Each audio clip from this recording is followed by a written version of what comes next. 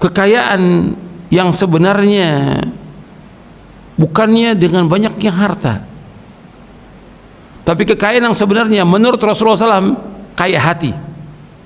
Nabi bersabda sallallahu alaihi wasallam, "Laisal ghina an kathratil 'arad, walakinnal ghina ghinan nafs."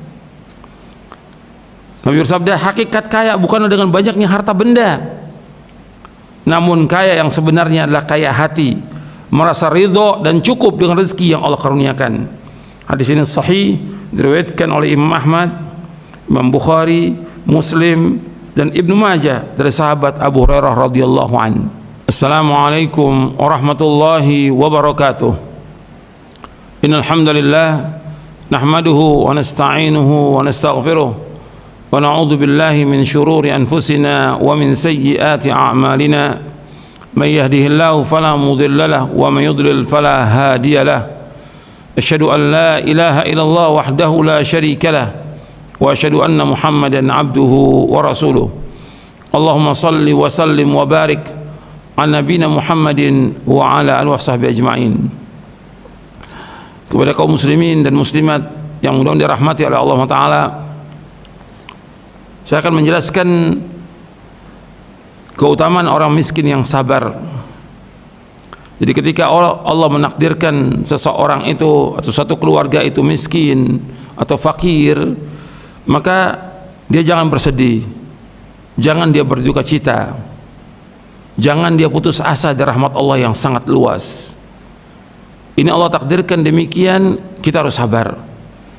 Kita tetap sebagai seorang hamba, Allah ciptakan kita untuk ibadah kepada Allah. Wa ma khalaqtul jinna wal insa illa liya'budun. Tidak aku ciptakan jin dan manusia untuk beribadah kepadaku, beribadah kepada Allah. Kita wajib melaksanakan ibadah kepada Allah, meskipun kita fakir, meskipun kita miskin, meskipun kita papa, tetap kita wajib untuk menegakkan ibadah kepada Allah. Kita masih bisa sholat, bisa puasa, bisa membaca Al-Quran, masih bisa sholat sunat, masih bisa sholat tahajud, sholat duha, berzikir, berdoa, dan masih banyak amal-amal yang bisa kita laksanakan. Menuntut ilmu syar'i, membaca buku yang bermanfaat. Ini kenikmatan luar biasa yang wajib kita syukuri. Meskipun kehidupan kita sangat-sangat sempit, ini udah takdir Allah. Karena Allah SWT ada orang yang diluaskan rezekinya oleh Allah, ada yang disempitkan. Jadi Allah itu yabsutur rizqa liman yasha wa yaqdir. Jadi ada orang-orang yang diluaskan rezekinya oleh Allah, ada yang disempitkan. Ini ada berapa ayat Allah sebutkan dalam Al-Quran. Kita harus sabar, karena kekayaan yang sebenarnya bukannya dengan banyaknya harta, tapi kekayaan yang sebenarnya menurut Rasulullah SAW kaya hati. Nabi bersabda sallallahu alaihi wasallam, "Laisal ghina an kathratil 'arad, walakinnal ghina ghinan nafs."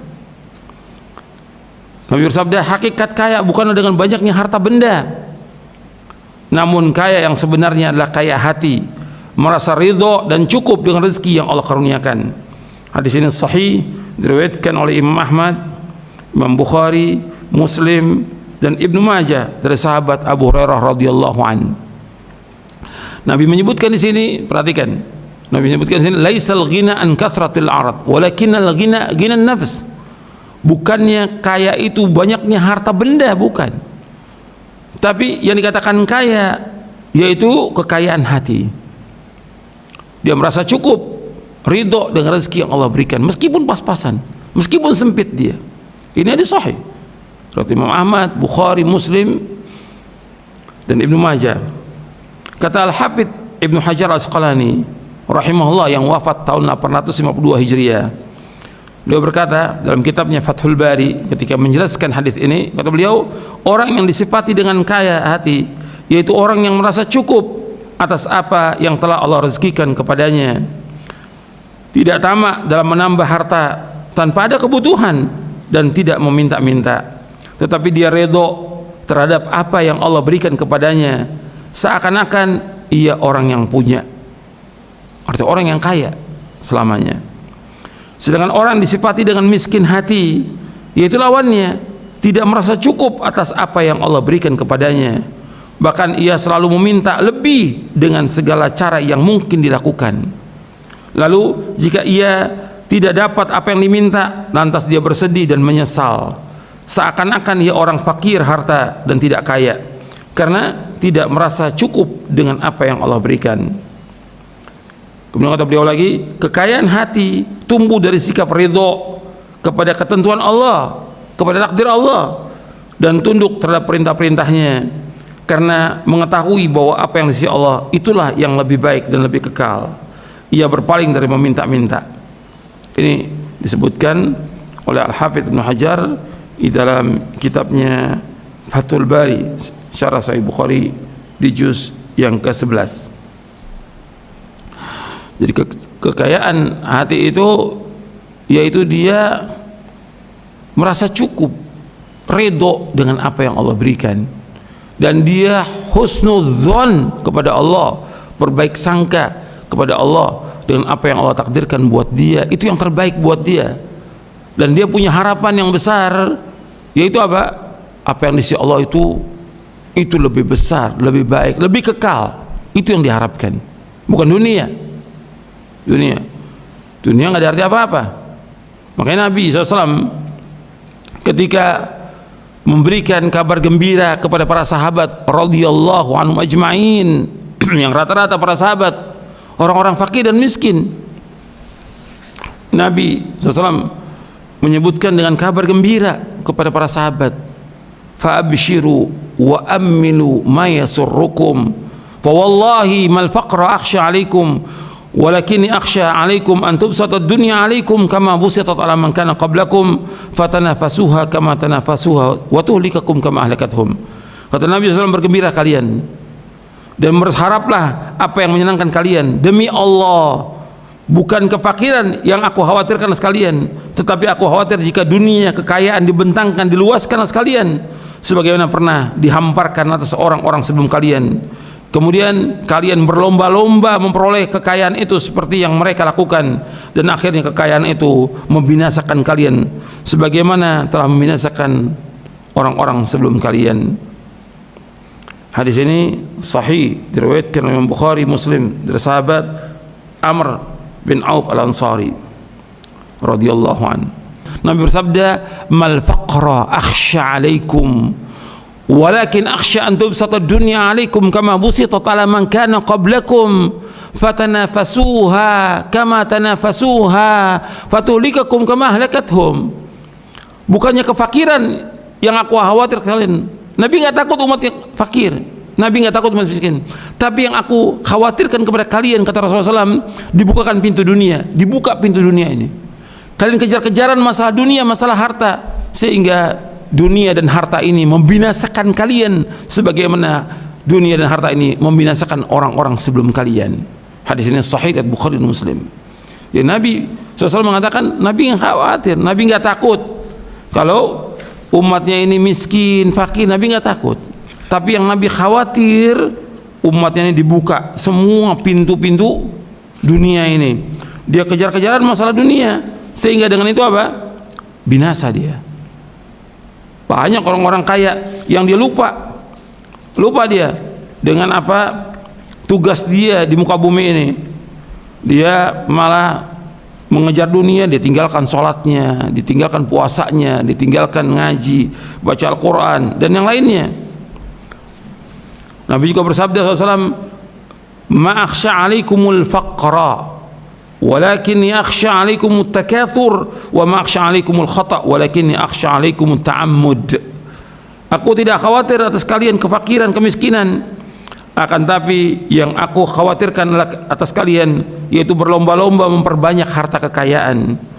Dan aku tidak khawatir kalian berbuat dosa karena kekeliruan tidak sengaja, akan tetapi yang aku khawatirkan kalian berbuat dosa dengan sengaja. Hadis ini sahih, diriwayatkan oleh Imam Ibn Hibban dalam Mawaridh Dhama'an, dan juga Al-Hakim dalam Mustadrak, dan Ahmad dalam Musnadnya dari sahabat Abu Hurairah. Nabi nggak khawatir umat ini fakir. Ikhwani fiddin, a'azakumullah. Orang yang fakir, yang miskin, bersabar dia, bertakwa, lebih baik daripada orang kaya yang tidak bersyukur, yang tidak bertakwa. Meskipun jumlahnya orang kaya ini banyak, Nabi SAW pernah menyebutkan tentang orang ini, orang miskin yang sabar, orang miskin yang bertakwa, yang taat beribadah kepada Allah Ta'ala, maka ialah orang yang paling mulia.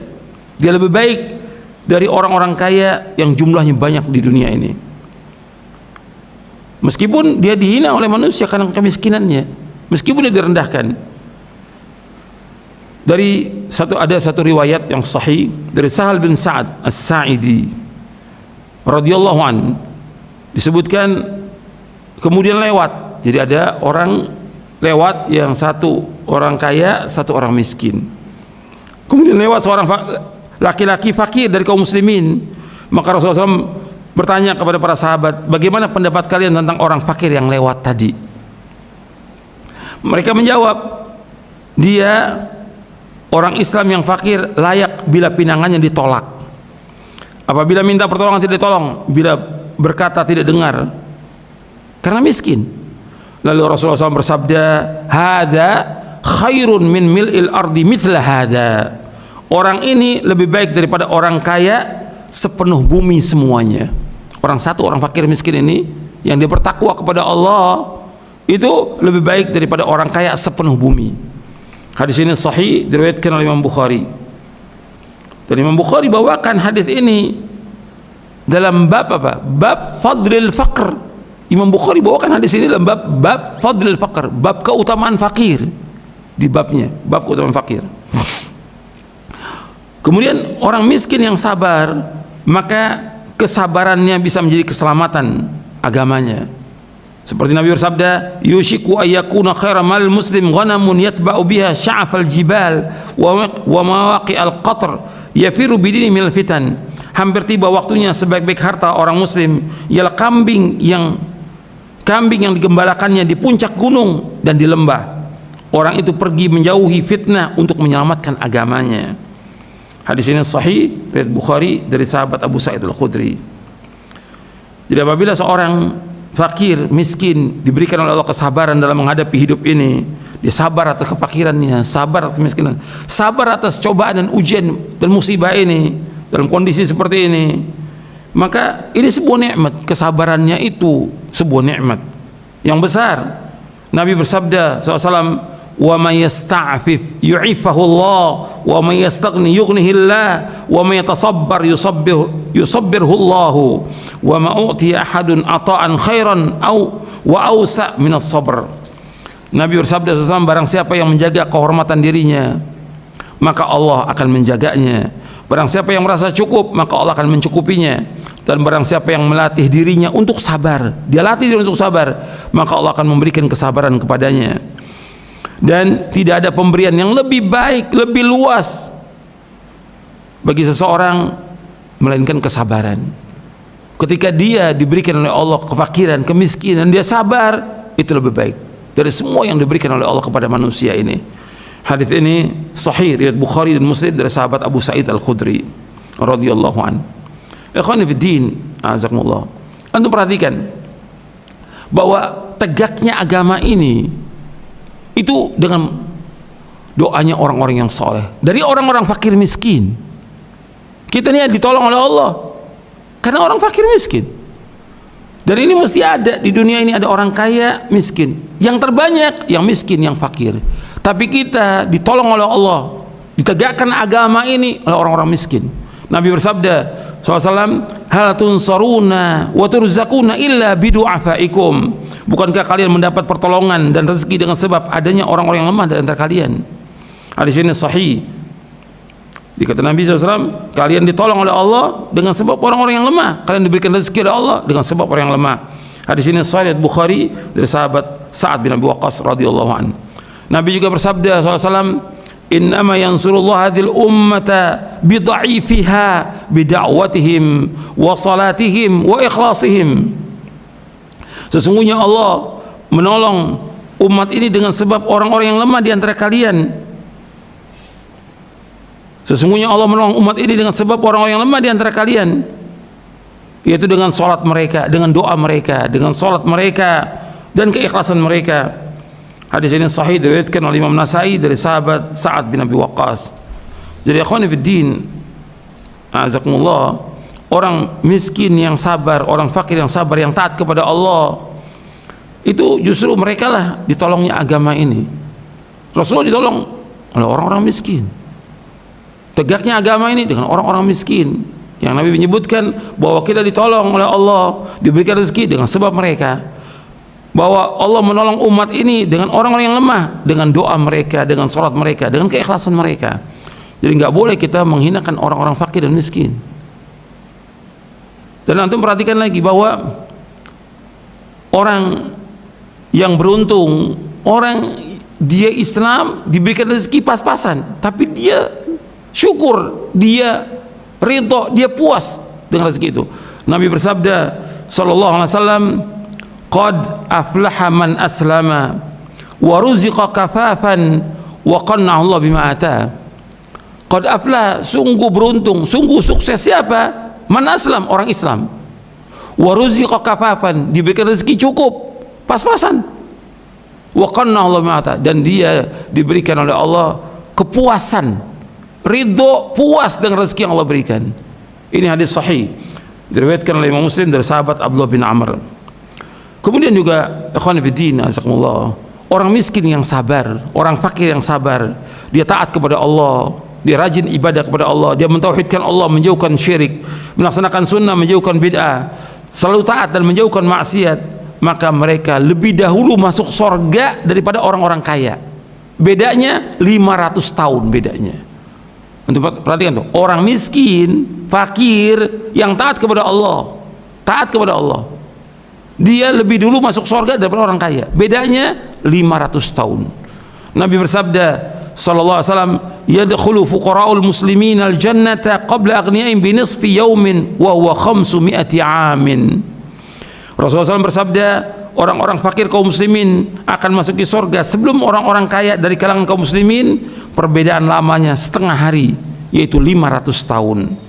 Hadis ini sahih, hadis ini hasan sahih, diriwayatkan oleh Imam Tirmidzi dan Ibnu Majah dari sahabat Abu Hurairah. Ikhwani fiddin, azakumullah, kalau saya sebutkan tentang orang fakir miskin yang sabar lebih utama daripada yang lain, bukan berarti kita nggak boleh kaya. Kalau memang kita diberikan rezeki lebih oleh Allah dan kita kaya dalam ketaatan kepada Allah, harta kita, usaha kita tidak melalaikan kita dari mengingat Allah, tetap kita mentauhidkan Allah, menjauhkan syirik, melaksanakan sunnah, menjauhkan bid'ah, tetap kita istiqamah dalam melaksanakan ibadah kepada Allah, menjauhkan perbuatan dosa dan maksiat, maka nggak ada masalah seperti ini. Seperti sahabat-sahabat ada yang kaya, Abu Bakar Siddiq radhiyallahu an, Abdurrahman bin Auf,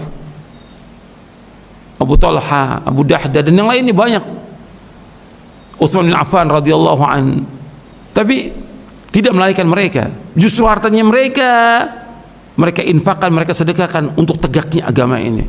Sampai Abu Bakar hartanya untuk semua, untuk agama Islam. Makanya Nabi bersabda tentang Abu Bakar itu, tidak ada ma nafa'ani malun illa malu Abu Bakar. Tidak ada sesuatu harta yang bermanfaat bagiku melainkan hartanya Abu Bakar. Ma nafa'ati malun qat illa malu Abu Bakar. Enggak ada harta yang lebih bermanfaat bagi aku untuk menegakkan agama ini kecuali hartanya Abu Bakar As-Siddiq radhiyallahu an. Karena dia menginfakkan hartanya semua untuk jalan Allah Taala, yang ditinggalkan hanya Allah dan Rasulnya sallallahu alaihi wasallam. Abu Bakar Siddiq radhiyallahu an. Makanya harta yang terbaik bagi siapa? Kalau memang orang itu soleh, kekayaan ada pada orang itu terbaik. Kenapa? Dia akan mengeluarkan zakatnya, dia akan bersedekah, dia membantu orang miskin, dan juga banyak. Dia tidak akan sia-siakan harta itu untuk berfoya-foya. Maka Nabi bersabda SAW tentang orang yang seperti ini, ni'mal malus salih lirrajulis salih. Sebaik-baik harta yang baik itu untuk orang yang soleh. Jadi kekayaan ini yang terbaik bagi orang yang soleh. Karena orang soleh banyak orang fakir yang miskin yang dibantu oleh dia. Hadis ini sahih, diriwayatkan oleh Imam Ahmad, At-Tahawi dalam Syarah Mushkil Athar, Ibnu Hibban, dan yang lainnya. Bahkan Nabi pernah mendoakan sahabatnya, pelayan yang membantu beliau 10 tahun, yaitu Anas bin Malik radhiyallahu an. Nabi mendoakan, Allahumma akthir malahu wa waladahu wa barik lahu fi ma ataitahu. Ya Allah, perbanyaklah harta dan anaknya, serta berkahilah baginya dari rezeki yang engkau karuniakan kepadanya. Hadis ini sahih diriwayatkan Imam Bukhari dan Muslim.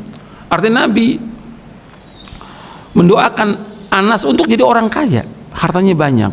Boleh kalau memang orang itu soleh, itu yang terbaik. Jadi orang mau kaya boleh, secara hukum syar'i boleh.